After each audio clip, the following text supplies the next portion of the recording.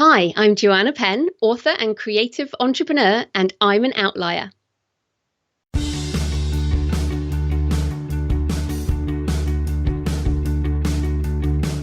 Welcome to Outlier on Air with Ever Gonzalez, the show where we interview the founders, disruptors, and mavens of the world. Learn how grit, failure, and success are all a part of the entrepreneurial journey. Hey everybody, welcome to Outlier on Air, the podcast where we interview founders, disruptors, and mavens. As always, I'm your host, Ever Gonzalez. On today's episode, we have Joanna Penn. She is an author and founder of The Creative Penn. Joanna, welcome to the show. Thanks for having me, Ever. I'm excited to be here. I am very excited to have you. I'm looking forward to getting to know you and what you're working on now. But before we kind of really get into this, tell us where you're calling us from.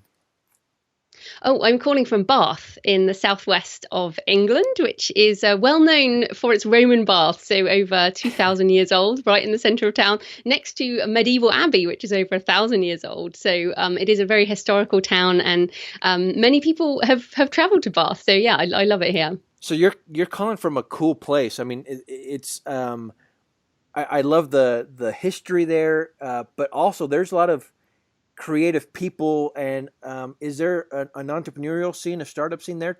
Paint us the picture of what it's like living there and working out of there right now.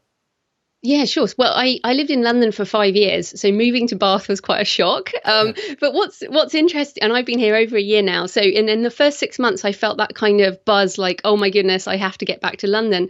But what I'm finding now is I'm starting to find the entrepreneurs who have left the big smoke and, moved out west. And of course, London, like New York or these other big cities, is very expensive. So there's a big startup scene in Bristol, which is only about an hour away to sort of the center, and in Bath, quite a few creative entrepreneurs. It's quite a small place, but you can get into London really easily. And I think what's happening, I mean, entrepreneurial stuff doesn't have to be physical location based, and my tribe are all over the world, and the people that I talk to are all over the world. So the physical location, you can relocate in order to have a better lifestyle in some particular ways. So for example, I walk along the canal a lot, and get outside into nature a lot more than I did in London. So I think it's important to balance how the lifestyle you want with your networking. And I go into London a couple of times a month, get a hotel, do the networking thing, and then come back. So you have the best of both worlds, it sounds like, right? Yeah, definitely. And it's interesting because I was at Digital Commerce Summit with Brian Clark, who's a copy blogger originally. I'm sure you and your listeners have heard of Copy Blogger, and if you haven't, get on over there. But Brian moved up into the mountains, and his company, I think there's 50 odd people in his company, not odd people, but 50 plus people. They are entirely distributed, and this distributed workforce thing, especially with the advent of virtual reality, augmented reality, I think is going to be the future. So, all the people I work with are all over the world. So I think the physical location is important when you're at the beginning of your journey and you actually need some friends. But as you make friends and you've been to some of the networking things, you have to think about the longer term, sort of how are you going to look after your creativity and your time over the journey. Agreed. I'm from Los Angeles, obviously large city. Raised there, and now we're in a small town in Utah, an hour and a half from Vegas, but still, kind of out of the way. But because we're connected worldwide to a lot of different entrepreneurs, I get the interaction with the bright young minds, but I still kind of get to live a slower paced life with my family, and we get to go hiking and enjoy the beautiful scenery here in a small town. But we still kind of get out to the big city as often as we'd like, and like you mentioned, online. I mean, we can find our people anywhere. which is great. Exactly. Yeah, and I actually think this is something for people to consider if they haven't left their day job and haven't kind of started their own business yet. One of the things I did back in 2011 when I did leave my day job is we downsized completely because I was earning really good money as a consultant, and we needed, in order to make my change into this new world, I decided to get rid of all of our debt, and we sold everything and just, downsized in order to give this a go. So that's another thing for people to consider when they're thinking about location. I know a lot of authors, for example, who have moved out of high rental areas to somewhere that's further out because it's the only way they can kind of make this change. So I know that sounds quite dramatic to some people, but if you're going to make a life change, sometimes you actually need to move away from what you've created around yourself. For example, expensive meals out, Yes. Friends who are still in the day job who will drag you down, naysayers. There may be, you kind of have to change your scene in order to change your life, certainly if it's a radical change, like it was for me and many others. Yeah, and that's one of the big reasons we wanted to have you on the show, because of that transition. And I want to get really deep into it here in just a bit, but what it was like, what the thought process was and things like that. But let's paint the picture for our audience first of who you are, what you're doing now. So you're a New York Times bestselling author. You're the founder of the Creative Penn. Let's talk about those things first. Let's talk about the Creative Penn first. What is it? How does it work? And why did you get into it? Yeah, sure. So, kind of winding the clock back, I started writing books because I tried a number of different businesses that didn't work, and we can come back to that in a minute. But I started writing my first nonfiction book, which is called Career Change, and trying to work out what I wanted to do with my life. In the process of writing that book, I learned a lot about publishing, about book marketing. So I started the creativepenn.com, and that's Penn with a double N, like my name, which is my real name. As a sort of, this is what I've learned along the way. So it was basically a hobby blog back in 2008. This is what I learned writing my book. This is what I learned publishing. And back in 2008, it was just as the Kindle was starting out, and the international Kindle came in around 2009. I was living in Australia. At that point, the Americans had it first. And as people will realize now, the Kindle completely changed the rules on publishing. Mm-hmm. So I was part of this first wave of people who decided to bypass the existing publishing industry and become an author entrepreneur. So the creativepenn.com started as a hobby blog. Then I started sharing what I learned. I started doing courses. I write nonfiction books. I do professional speaking. So basically, it was kind of out of my passion for sharing what I have learned. And that's, I think, a way a lot of people's business start. And then eventually I started writing fiction, and I'm now a thriller writer as well. But my income, if people are interested, so my income streams and my business now is a multi-six-figure business. So, it started as a hobby blog and now it's a pretty big business. My income streams are book sales, and that includes ebooks, print books, audiobooks, workbooks, all the different type of print products and digital products.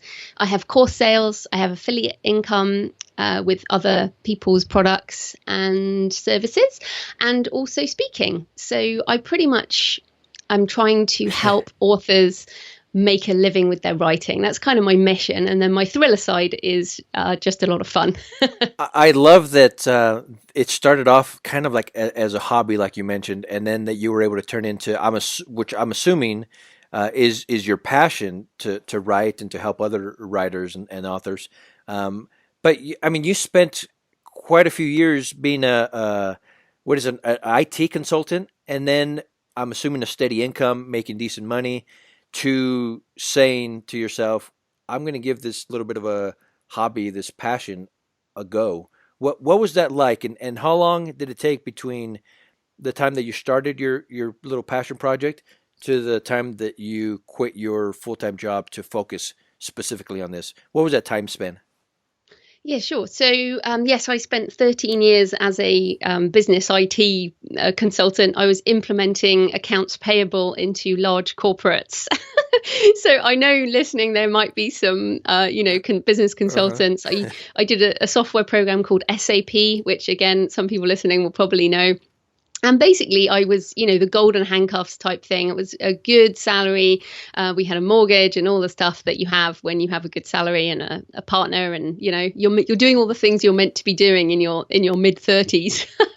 But I was really miserable, and it was crazy because I shouldn't have been miserable. It's like, why are you miserable? You've got everything you're meant to want at this age. So I started to look into it and started to write, as you said. So I got the idea to do that first non-fiction book in 2006. So that's 10 years ago. I had that first idea to write that first book. And then I wrote that book in 2007. 2008, I self-published it, made a ton of mistakes. And of course, there was no ebook then. The sort of blogging world was still in the sort of nascent period where people weren't monetizing. But that year, sites like Copyblogger, sites like ProBlogger, and people were starting to make more money online, even when they didn't have real technical knowledge. So that was the kind of tipping point. As an artistic, creative person, I wasn't going to be learning programming or anything. So it was 2008, I started the Creative Pen as a hobby site, as I said. It was my third blog, so it wasn't, the very first thing I hit on. And I started to learn about book marketing and about online marketing and all the things that you have to learn when you don't have a degree in marketing. And my degree is in theology, and I have another degree in psychology. So I haven't got any formal training on any of this. It's just your background is completely different, right? From which is great, because it sounds like obviously you're well-rounded. You're curious about a lot of different things. You're passionate and enjoy different things. But I would have never put it together, right? Your background with the things you studied in school to what you're doing now, but it's working out all right. It sounds like it hasn't actually. What's funny is my theology degree. I'm not a Christian, but I did specialize in Christianity, and I did ancient Greek and all the stuff, and specialized in psychology of fundamentalism, which is an interesting topic, and all of those things have found their way into my fiction. So I write kind of Dan Brown style thrillers. So my theology degree and my psychology have turned up in my fiction, but they have nothing to do with the rest of my life. But just kind of going back on the timeline. So 2009, the Kindle stuff took off. I started writing more. I started my initial income, and this is, I think, really important for people. My initial income while I was still building my platform was around speaking. So I did a lot more speaking at the beginning. I was a non-fiction author, and speaking and non-fiction go really well together. Online courses hadn't really taken off either, although I started doing them early in 2009. I started my podcast in 2009, so got into that really early on. And again, just to encourage people, my first podcast, I phoned someone on a landline and held a recorder next to the phone. Very nice. Yeah, so you can start anywhere really and just see what happens over time. So that was 2009. And again, all I have basically done since 2008 is write more books, write more useful content, podcast, use Twitter and Facebook. And I've literally just done that continuously and tried to be useful and entertaining for since then. And in 2011, I left my job. So I did go part-time. So I went to 4 days a week the year before that in order to get that extra day. And then I finally left my job September 2011. And so it's been 5 years now. And so was it difficult? Was it difficult to kind of give up the steady paycheck, the structured life there? Or were you completely done and completely ready to do this? Well, perhaps there's a number of things I want to say about what I failed at before. So I think we're coming back to failure. But I had quit my job a number of times before to do other things. Mm-hmm. And so I'm no stranger to quitting my job. Nice. But at that point, I actually prepared. So as I said, we downsized. So we actually sold our house. We moved from Australia back to England. My husband was earning. So we had that. I also saved 6 months income in a specific bank account. So, and I had 6 months, and I said to my husband, give me 6 months to try and make this work. If we don't hit the financial goals in 6 months, I will go back to my job. Now, I didn't hit those financial goals after the 6 months. But my husband, I was making. Were you close? Yeah, I was under, but I was close, as in it was nearing a couple of grand a month, which, you can live on. So basically I said, look, I'm loving it. And he saw the difference. I'd been crying at my other job. Like I would go to work and I would cry. I'd be phoning him at lunchtime going, I hate this. What is the point in my life? And it was very soul destroying. So, and he saw the difference in me, and I said, look, I just need more time. And so 2011, and then so happy kind of fast forward, he left his job in September 2015 to join the company because the company was making enough. Really? Yeah, I know. That is awesome. So basically, I want to say to people that this has kind of been, it's a 10-year overnight success. That's exactly what I was going to say. We're looking at you thinking, oh, how awesome you and your husband are working on this. But it was a process, and I'm sure it wasn't always fun and it wasn't always easy. But you kept at it.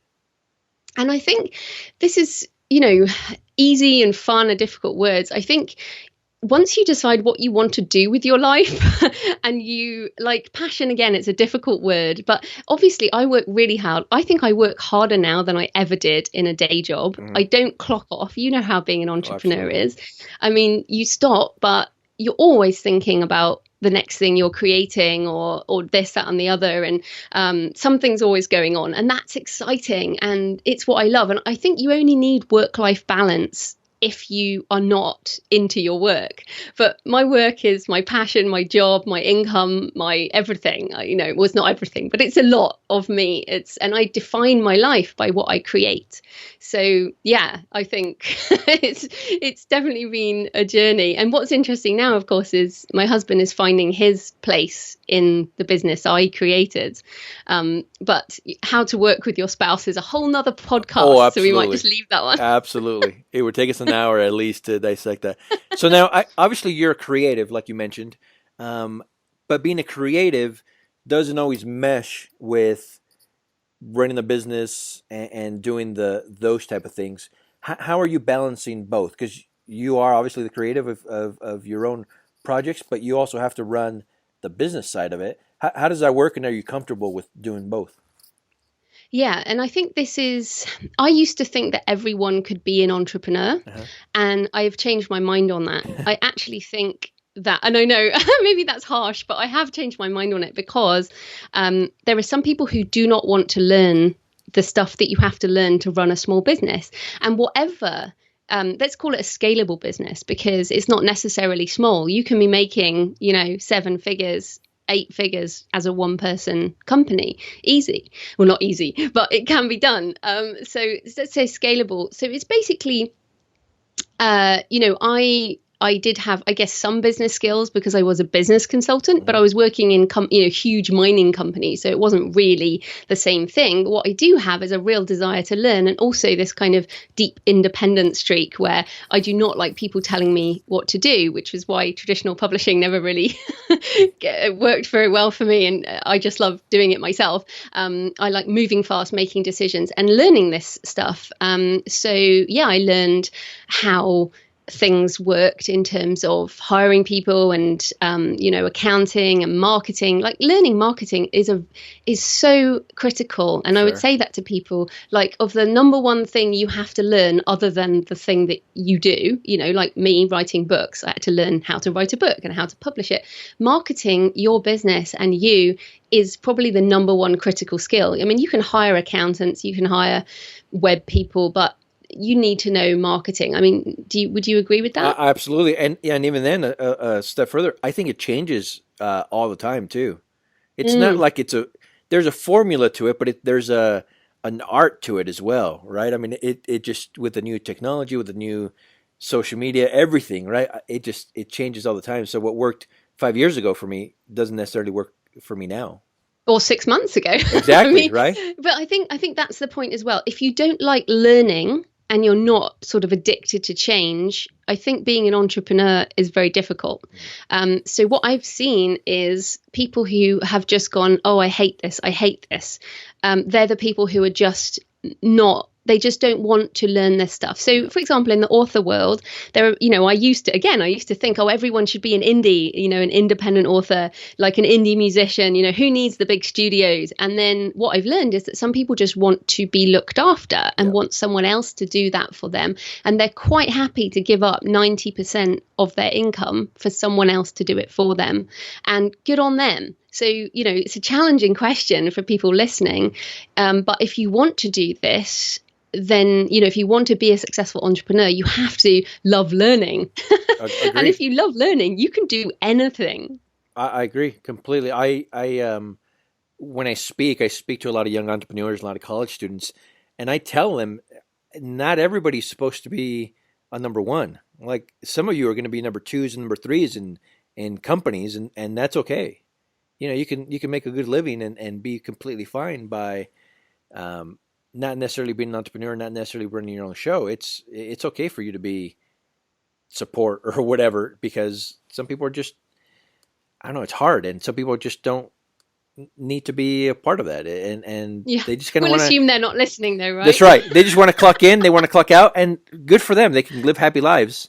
But yes, a lot of the people that listen to this show are definitely number ones, or at least want to be number ones in their own journeys. But good. I'm glad. It sounds like this it's been a learning process for you, right? And you kind of alluded to this a little bit. You've gotten some things wrong.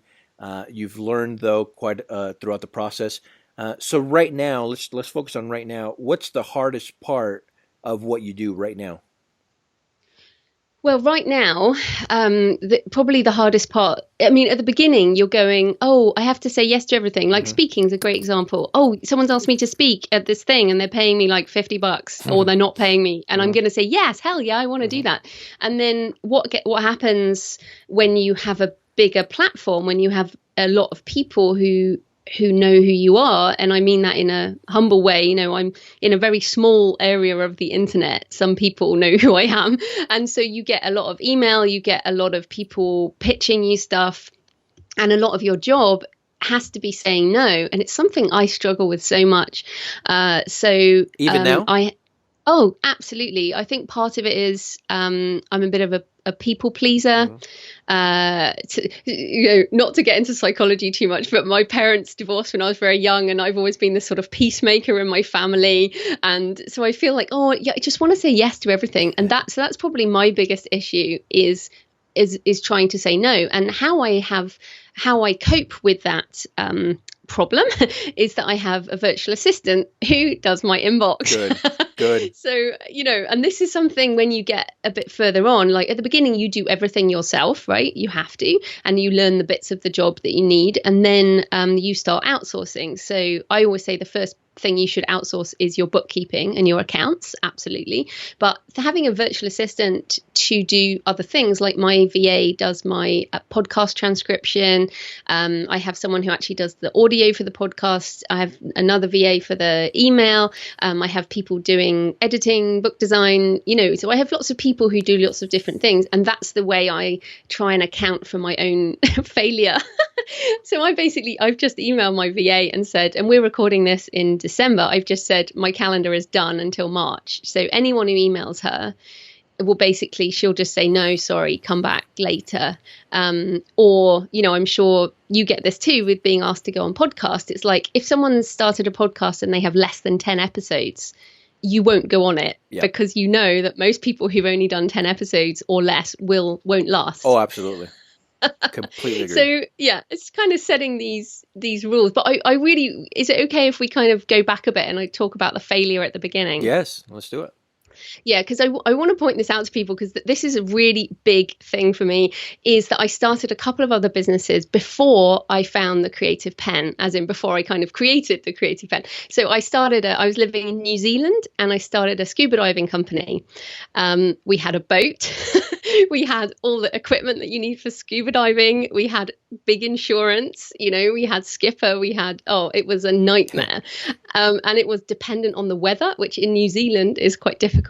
So And that business failed really, really fast, and it cost a lot of money. It was my first big failure because I loved scuba diving. I thought, oh, I'm going to build a business based on what I love. I'm going to run a scuba diving thing. But it's dependent on weather. It's dependent on oil prices for the boat. It was dependent on other people actually turning up when you wanted them to. So it was really, a terrible, terrible business. So what I learned from that, and this is the big thing, and I just folded it within 4 months. Decided I didn't want to do a business that was dependent on things like oil prices, other people, weather, and not something with such massive overheads. I hear online entrepreneurs moaning because they have to pay like web hosting. Try running a boat. So that was my first big failure, and I learned one thing, and then I got into property investment. So we did, me and my husband did some, do-ups, buy a house that's really kind of crappy in a good area and do it all up and paint it and then rent it out or sell it to make some money. And what I decided was that I was not passionate about painting and sideboards and electrics and So how long did that last? That lasted a couple of years, but then we sold everything up when we left Australia. But basically, we just were like, after we did one do up together, we were like, yeah, we're not going to do this again. Nice. And that's another example of a business where you only get return on investment when you know exactly what you're doing and you can get discounts. And, it's a very much of a, you need to be passionate about this stuff and figure out how to get the best deals. And even just on property, you have to go around and look at property and all that stuff. So I learned there that it was, also massive overheads and a lot of money tied up in one asset. It wasn't scalable and I just didn't care. So that was another really good lesson. So both of those things, I came out of that going, okay, so what is really important to me is a location independent business. And that is a core thing that people have to decide. Like I see people get this wrong all the time, is that they think they just start a business where they are, as I did. Yeah. And then they discover that somehow they're tied, like a chiropractor starts a chiropractic business in their hometown and that's it. They're tied to it forever. So what the most important thing I think I've learned all along is to obviously try stuff, and if it fails, just give it up and move on, but learn what type of life do you want? So we spent the October, November traveling, and I was in America, different places in America, and then we went to Israel, and I ran the business for nearly 6 weeks from the laptop. So, and that's exactly what I wanted to design. So just when you're creating your business and thinking about the life you want, really consider how you want your daily life to actually look and how you want to make your money. And for me, it's basically all in the cloud. So I can do it from wherever. So are you living the life that you want right now? Yes, I am. Absolutely. And again, I don't want to sound a bit like a dick, but, I really am. But as we've discussed, it's taken a long time, and I have spent a lot of money and, failed a lot in order to get to this point. And I hope those lessons are kind of useful. I as we were doing research on you, obviously preparing for this show and just the things that I've seen online that you've put out there. And, I expected a very conservative, intellectual type of a person. Here I am judging, right? What do I know? But I'm very intellectual. No doubt. But very conservative, like not taking chances. Like this is what you've done. But obviously, talking to you and really going in deeper with the research that we did, like you're almost the opposite. You've taken a lot of chances, and just like you mentioned, they did not succeed. But I like the fact that you kind of picked yourself up and tried again with something else. You didn't say, well, it didn't work for the 4 months. Now I got to go back. I gave it my shot. Now I got to go back and have a corporate job the rest of my life. You didn't do that. And I love that you didn't do that. Oh, thank you. Well, well, people who read my thrillers will realize this, but I'm very close to death, as in I think about death and the fact that we are all dying. And that might seem morbid, but the Victorians had it with these memento mori, remember you will die. And if you remember that this life is very short, then you have to try stuff and you have to try it fast. And I don't really believe in the failing fast because, hey, if you win, then carry on winning. But, it's interesting that you got that impression from me online. I really need to sort that out, clearly. In the beginning, when we first, I kind of, when we get these, when we book them, I do a quick little glance. But obviously, as we got closer to the episode, the start time, then we go really deep. But I just saw author. I saw England. I just automatically assumed things that I shouldn't have, right? But I'm glad. No, it's fine. I'm glad that it's perfect like this. Yeah. Sorry. What I do want to say on the taking chances. I do consider myself conservative financially, as in I've never bankrupted myself or been in debt, apart from have mortgage of the house and that type of thing. But as in I've not let people down or blown things up. How I have done these businesses is, I tried my best. And then when it didn't work out, I went back to the highly paid consulting job that, I would then pay back anything necessary. So, and when I left my last job, I definitely had that buffer. So even though I've taken chances, I've never jeopardized my my life or the people I love, my lifestyle, I guess, in many ways. So I think you can do this without being a risk taker, as long as you build in these buffers. So, the diving company to the property investment, there were probably about 3 years between those where I went back to the day job, knuckled down, did go through the sort of soul searching of, why am I unhappy? What is wrong with me? Why can't I just do this? And then going, no, I listen to a lot of self-help, Tony Robbins, and the book that made a big difference to me is called The Success Principles by Jack Canfield, which came out just over 10 years ago now. And there's a 10-year anniversary edition out. So if people want to look that up, and the very first chapter says, take 100% responsibility for your life. And that made a big difference. So every time I would get kind of depressed, I'd be like, oh, why am I doing this? I'd be like, the reason I'm doing this is because this is based on the choices I've made. The choices I have made have led me here. In order to be somewhere else in 10 years' time, I have to make different choices. And when I actually started doing that, when I finally learned that lesson, that is what has led me to where I am today. And I think about this all the time because in another 10 years' time, I've actually gone through some interesting things in the last few months because I was like, I've achieved all my 10-year goals. What am I doing now for the next 10 years? I'm 41. What am I going to do in the next 10 years? So I've been redefining what I want to do because I want to keep moving. It's not just about make more money. It's about changing the world. Yeah, that was going to be, that's one of the questions I like to ask. So what is all this, when we have you back on the show in 3 years, what is that going to look like for you? Yeah, so I haven't announced it on my own podcast, so I'm not going to, I can't tell you big stuff. But what I am going to do is, I'm an independent author and have done all my own publishing and all of that. What I'm looking at is kind of branching out more. So looking at how do we impact the publishing industry to make it better for authors. Very nice. And this is author-centric. Is kind of my mission. How do we empower authors to earn more money, to take more, to be more empowered? Like, it's incredible to me how many authors I meet who are just disempowered basically by the publishing industry, and also poor. Like, you don't have to be a poor author.